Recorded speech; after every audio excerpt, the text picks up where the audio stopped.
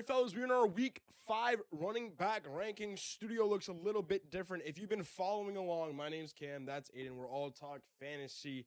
We do this every single week. You guys have been absolutely loving it, so we got to keep bringing it back. This week, bye weeks. Bye weeks are crucial. We have the Atlanta Falcons, Chicago Bears, Green Bay Packers, and Pittsburgh Steelers. A lot of great running backs. So, who should you start? Who should you think about starting? Who should be ripped? Just throw them on the waiver wire. Here we go.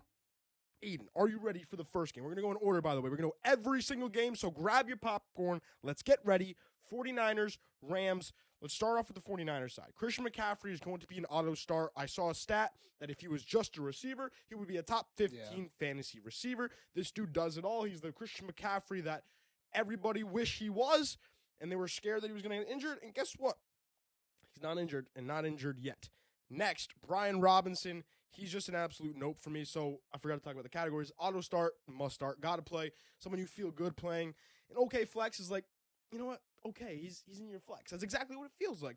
A gross flex is like, oh, you got guys on bye weeks, guys are hurt, and it's just like you're making this face while you put them in your lineup.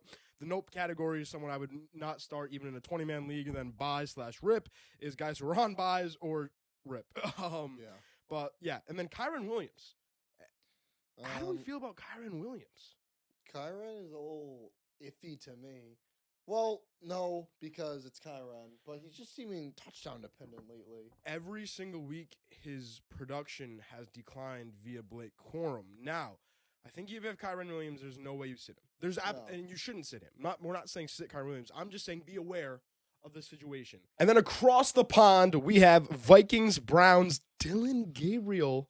Ugh, I like that. But Jordan Mason. But do y'all people at home know that the Browns are the number 1 defense against running backs? They not only stopped Dave Montgomery, he had 1 fantasy point last week. I know. By the way, you called that. You said not to start Dave Montgomery last week. By the way, I'll pop it up on the screen right now. In the league we're in together, we're the only 4-0 teams. I don't know if that means anything to y'all, but to us, hey. But yeah, Jordan Mason, in my opinion, is an okay flex. I'm worried about starting Jordan Mason this week. Yes, he's an okay flex because he's going to get the volume. Aaron Jones is still not there. He is the RB1, so it's hard not to start a starting running back for an NFL team. But he goes against Cleveland Browns, who are just they're just a army against running backs. So I'm a little worried if I have Jordan Mason. If he somehow scores more than 15 points, again, I would still try to get rid of him. Aaron Jones is on his way back. It's just it's not a good week for Jordan Mason. No, I don't. This Browns defense, in the run game looks elite.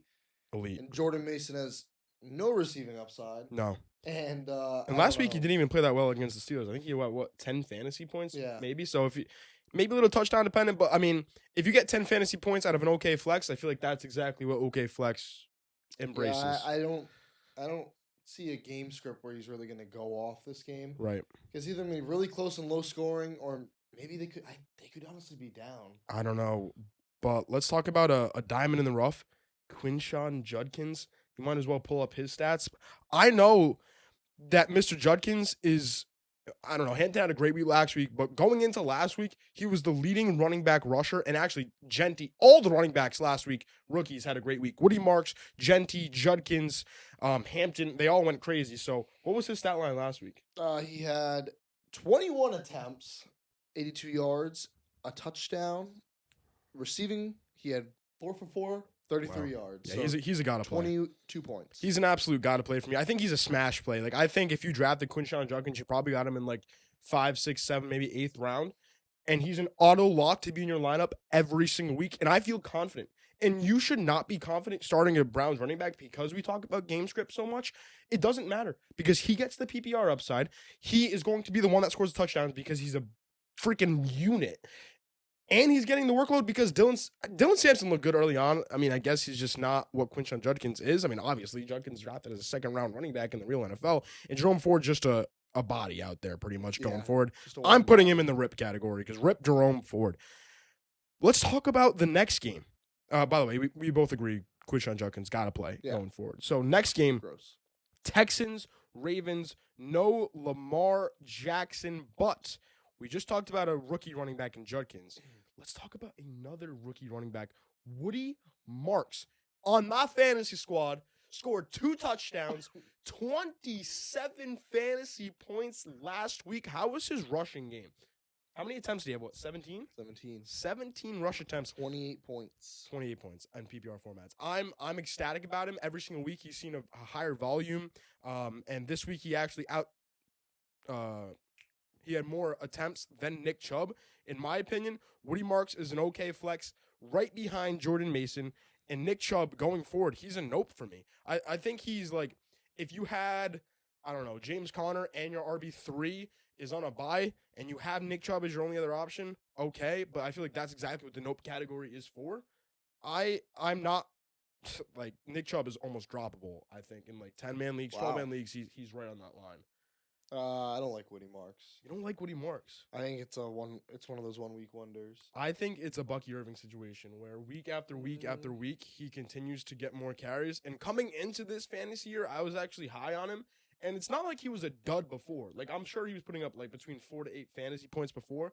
This week, finally got the rush attempts, finally got the receiving upside, and he finally got the red zone touches, which he was lacking. Scores 2 touchdowns. I understand they played a shitty Tennessee team, but Woody Marks, in my opinion, is an okay flex right now.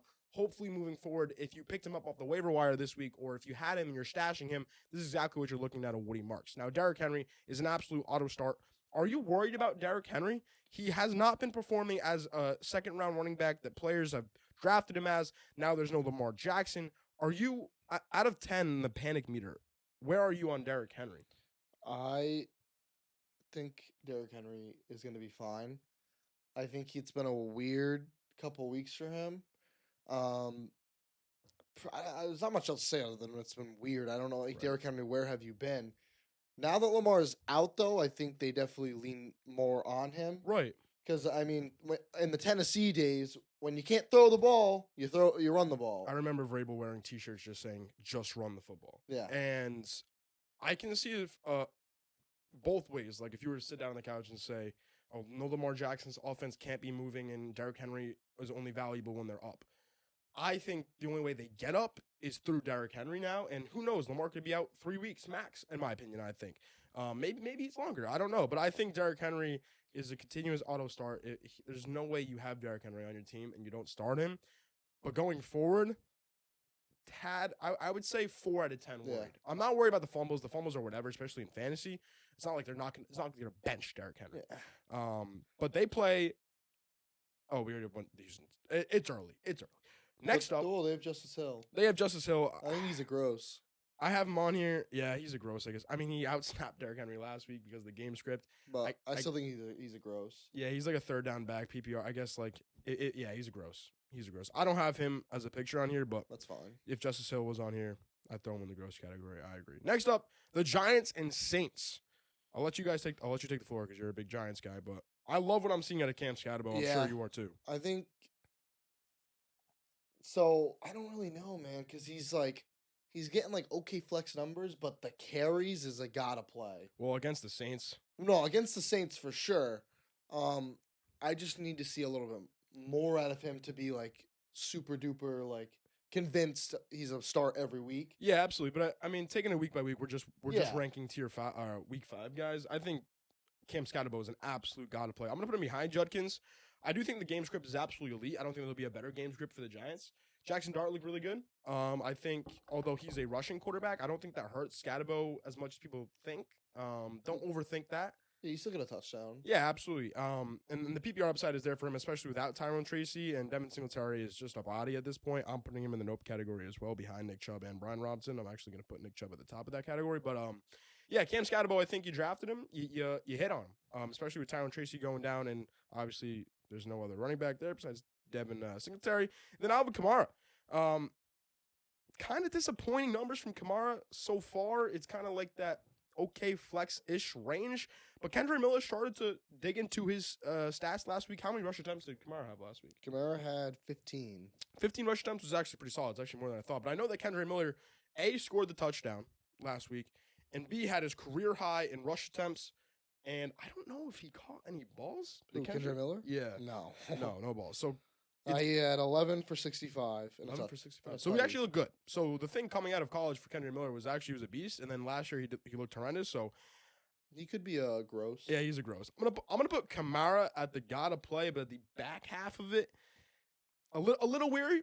I don't know. The Giants do have a good front four. But yeah, I think if you have Kamara, you gotta play him. Next up, we have the Broncos versus Eagles. I'm not gonna waste your time about Saquon Barkley, who's an auto start. J.K. Dobbins, who is a top 20 running back, is now starting to see R.J. Harvey dig into this workload. Who do you want to highlight first? I see you looking up a guy, so I'll talk a little bit until he pops trying up. to find J.K. Dobbins, but Dobbins, buddy. Yeah, J.K. Dobbins, he looked really good. It's just Sean Payton loves to use multiple running backs. He didn't get the touchdown this week as R.J. Harvey did, but can we read off week by week the rush attempts of J.K. Dobbins? 16, 14, 11, 16. I mean, that is RB2 workload. The receiving game is it's not there. It's not There's there. No receiving game. Right, exactly. But the touchdowns, how many touchdowns has he scored? What, 3 or 4 touchdowns? 2, 3. 3 touchdowns. Didn't get one last week. How do we feel about J.K. Dobbins? His best week considering no touchdown. Right. Right, really? How many points did he have last 11.5. Gotcha, with no touchdown. So yeah. Add a touchdown in there at 17.5. Now, R.J. Harvey did get the touchdown. I'm going to put R.J. Harvey in the gross category. I don't like his matchup against this Philadelphia Eagles team. Yeah. Although he's starting to finally get his workload, and I was very worried about R.J. Harvey through the first 3 weeks. As J.K. Dobbins, I'm going to put as an okay flex above Woody Marks, right behind Jordan Mason. I feel like that's a perfect range for him. This Eagles defense is elite. I think this game is going to be a pretty good game. And Bo Nix is probably going to have to throw it through the air to win against this Philadelphia Eagles team. Anything you want to highlight on R.J. Harvey about? I mean, he had 5 targets. He had 5 targets, yeah. which I feel like that's what his role is in this offense. I don't know how well it'll He out-carried J.K. Dobbins last week. Yeah, I mean, I think not out-carried him. They that might be the game script though. Like I saw him getting the carries towards the end of the game. I mean, I don't think it matters because they were up by a bajillion. Right. So I mean, I think they had the ball for probably 85% of that game. Right. Let's talk about another rookie running back who finally shined last week, Ashton Jeanty. Yeah, he's finally here. Possibly. I don't know. This Bears defense is like the worst against receivers and running backs. So if you have Ashton Jeanty, I'm hoping it's more of a consistent thing. I'm sure he scored almost 30 fantasy points last week, 2 touchdowns. He surpassed it. Yeah, 33. Wow. Damn, 33 fantasy points. I know he had over 130. It was like 138 rushing yards, 2 touchdowns. Right on the dot. 138. I do my homework, fellas. I do my homework. I think he's a gotta play. He does play this Colts defense, which is pretty rough. Actually, I'm gonna put him in the gotta play. I'm gonna put him right above Quinshad Judkins. And then Jonathan Taylor. Hey, he switched back to his old stance. That's the. I saw that. I did see what that. It is. And the game script was perfect for Ashton Jeanty. They were in the game the whole time. He finally got work in the pass game as well. Mm-hmm. And I think that's what Ashton Jeanty needed in a PPR format, or he would just be like another Derrick Henry. But 138 rush yards, 2 touchdowns is just, you feel great about Ashton Jeanty this week or last week. Hopefully he can replicate that against the Colts this week. And then I already went over Jonathan Taylor, who's an absolute auto start. Yeah. Now, before we get to our next matchup, which is the Dolphins and Panthers, that's trash. Let's talk about something that's the opposite. It's pretty much gold. It's perfection. It's Dabble Fantasy. Right now in Dabble Fantasy, you get $25 for completely free. All you have to do is sign up with the link in the description. Use code ALLTalkSports. Sign up, get a free $25. You don't have to put a single cent in. Dabble Fantasy, you pick more or less on your favorite athletes in every single sport. We got the MLB playoffs, we have the NFL regular season, college football, WNBA, NBA is coming back next month. We got golf, we got soccer, everything that you guys need, Dabble Fantasy has. We've been cashing left and right. We do Monday Night Mania on our Instagram and TikTok. Check that out as well. Link in the description. And we cash out this week. So if you guys want to check out Dabble Fantasy, now is the time. Free $25. Link in the description. Now let's talk about Devon Achane, who I think with Tyreek Hill going down, now he was already an auto start. Like every single week, you know exactly what you're going to get at Devon Achane. I think his PPR upside, I literally think he could be like CMC 2.0. Like there's no way. Like I know Jalen Waddle is going to step up, but I think kind of like when CD went down, people went to Pickens, who did explode. I think Ferguson is also going to eat off that.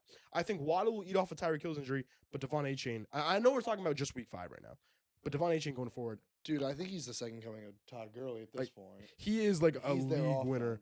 I'm going to put Devon Achane right behind CMC. I'm actually going to move Taylor up and Saquon above Derrick Henry, but I think Devon A. Chain is an absolute auto start. You're happy. I mean, obviously, he's an Hey, auto start. he keeps consistently scoring 17 to 18 with no touchdowns. Right. I mean, Exactly. Last week he did score a tug, which was a nice tug. It was a receiving touchdown too. So I'm very happy. Not happy about the Tiger. That was a gruesome injury. That was awful. We were watching it together. I had to drop him. Yeah. But Devon A. Chain owners smiling ear to ear.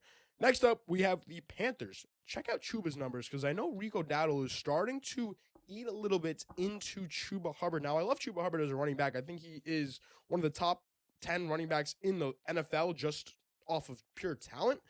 He kind of broke out last year with his 1,300-yard year. But Chuba Hubbard, now his game script will never be positive. This might be the best one against the Dolphins, which is why I'm going to put him in the OK flex category right behind Jordan Mason. But Rico Dowdle was one of the top waiver wire pickups, in my opinion. Now, he's only projected probably like 6.5 points in PPR leagues. But if there's not a lot of, there's not a surplus of running backs. So if anything does happen to Chuba, I think Rico Dowdle will fit right in. Yeah. And Rico Dowdle is cutting into Chuba's time with a healthy Chuba. Would you believe me if I said Chuba Hubbard's averaging 3 receptions a game? 3 receptions a game. I don't know if I would get up to 3, and but 4 targets a game. I know he was working into that receiving role, which is something he's kind of working towards. But Rico Dowdle, in my opinion, is a gross play. He's kind of one of the guys. If your guy's on a bye, if your guy's injured, I throw Rico Dowdle right into that lineup. So next up, we have another gross game. The 1-2-1 Cowboys against the 0-4 Jets. I think this is a gotta-play week out of Javonte Williams. I'm putting him right in between Scatterbo and Alvin Kamara. The game script won't be better. Although we thought without CeeDee Lamb, Javonte Williams would come back to earth. You guys flame me in the comments and talk about comments. I reply to every single comment. Actually, we both do. So comment your starter sit questions. If you think I'm stupid, if you think I'm a genius, which none of you think I am, comment anything down below. We will reply and subscribe while you're down there. You guys have been loving this content. Javonte Williams, I think the game script's going to be there.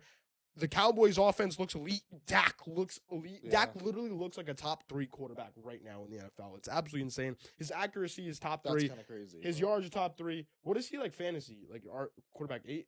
Javonte. What is he in fantasy? Like RB6. So I think with this, I mean, you saw how Devon A. Chain just tore up this Jets team. I think Javonte Williams is an absolute gotta play this week. He's averaging near 4 receptions a game. Yeah, I mean, he is just the absolute workload that nobody thought he was going to. I mean, you thought going into the season maybe Jaden Blue at some point would come over and take over this team. Miles Sanders maybe would cut in. It's just Javonte Williams, and I think he's probably one of the bigger steals of the fantasy draft. Now, we have the New York Jets, Breece Hall with no Braylon Allen with an MCL injury, probably doubtful this week. I think he'll end up on the IR. I don't know if he'll play again this season. But Breece Hall is a guy to play as well. This Dallas defense, I mean, Josh Jacobs just scored 33 fantasy points, 2 touchdowns, 8 up this Dallas defense. This could be like a gross high-scoring game, like, one of the ones where just no defense played. I'm going to put Breece Hall right above Cam Scatterbo. I think he's a guy to play. I think Breece Hall just got a huge fantasy improvement because the only person that can take away from goal line threats now is Isaiah Davis. Who is not like a goal line guy. No. In my opinion, he's a gross play. I feel like he could work in that third down work, so Breece Hall doesn't have to use all of his volume. But now Breece Hall just probably got an 80% increase in his red zone work that he already had because of the big back Braylon Allen going down. So if you're a Breece Hall manager, kind of excited for this matchup. Next up, we have Titans versus Cardinals. First week of Tajay Spears. I'm still not starting Tajay Spears. I don't like starting guys first week back after an injury. You don't know how they're going to be in an offense. He's going to be a nope for me, but he's going to be right behind Nick Chubb. Tony Pollard, I feel like just every single week, he just is an okay flex. He's your RB3. If you need him to be in there, you can go in there. I feel like every single week, he's guaranteed 10 fantasy points. I'm going to put him in OK flex. I'm going to put him right below Woody Marks. I would actually start Woody Marks over Tony Pollard this week.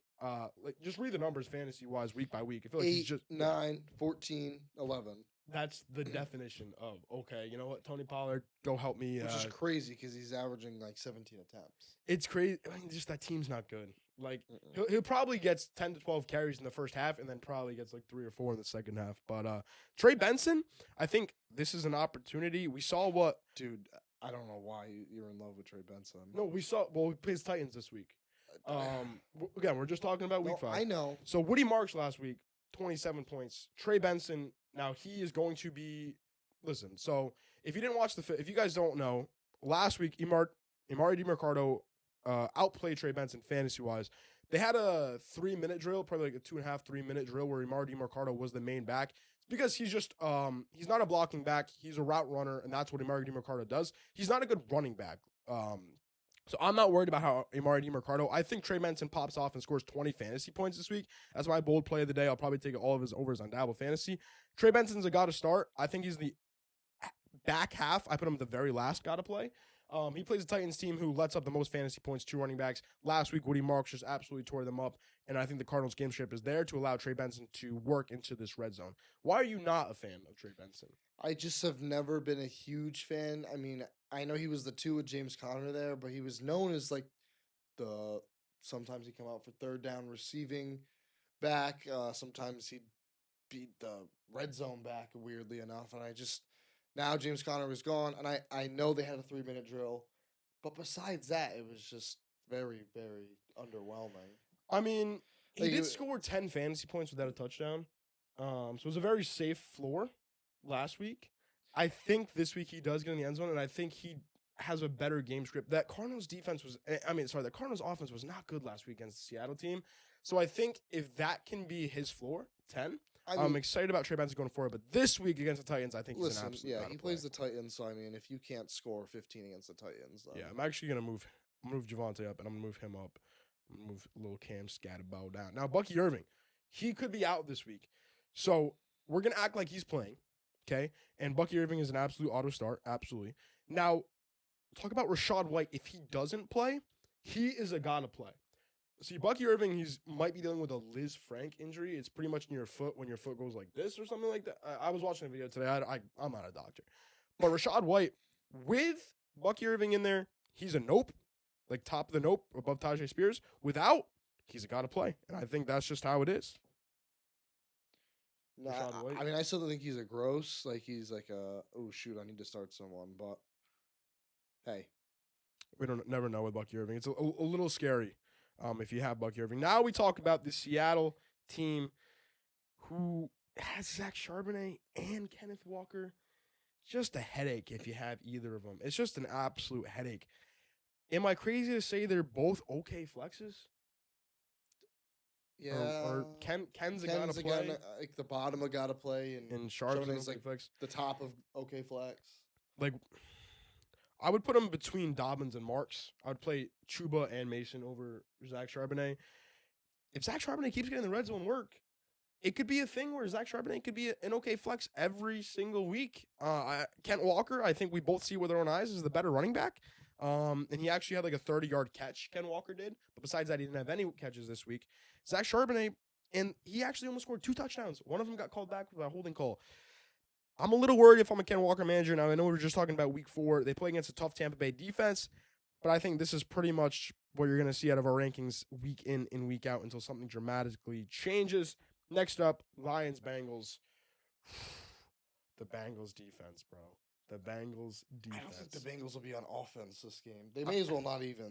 They should just throw, like, targets out there at that point. So, Jahmyr Gibbs is an absolute auto star. I think he legitimately could have 30 fantasy points this week. Dave Montgomery, although he just got shut out last week against the Cleveland Browns, he's an absolute gotta play. I could see he's going to get 3 touchdowns. I literally could see a world where, like, he just absolute eats because of this game script. I honestly think they could put up, like, 70 points. I mean, you saw that actually. It's not a crazy thing. You saw what RJ Harvey and J.K. Dobbins did against Cincinnati last week.